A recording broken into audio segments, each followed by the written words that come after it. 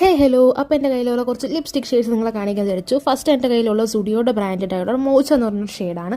അതെന്ന് പറഞ്ഞൊരു okay creamy test തിന്നാലും കുടിച്ചാലും അതിൻ്റെ കൂടെ അങ്ങ് പോകും, അങ്ങനത്തെ ഒരു ഷെയ്ഡാണ്. അടുത്ത ഷെയ്ഡ് എന്ന് പറയുന്നത് നമ്മുടെ LA80 ബ്രാൻഡിൻ്റെ നട്ടി ലേറ്റ് എന്ന് പറഞ്ഞൊരു ഷെയ്ഡാണ്. ഇതൊരു ടൈപ്പ് ഓഫ് ന്യൂഡ് ഷെയ്ഡ്സ് ആണ്. കിസ് പ്രൂഫാണ്, വാട്ടർ പ്രൂഫാണ്, വലിയ സീനൊന്നുമില്ല. അത്യാവശ്യം നല്ല രീതിയിൽ കിടക്കും നമ്മുടെ ലിപ്പ്. ഇതാണ് ഗൈസ് താരം, നമ്മുടെ ബ്ലൂ ഹെവൻ്റെ ഒരു ലിക്വിഡ് മാറ്റ് ലിപ്സ്റ്റിക് ആണ്.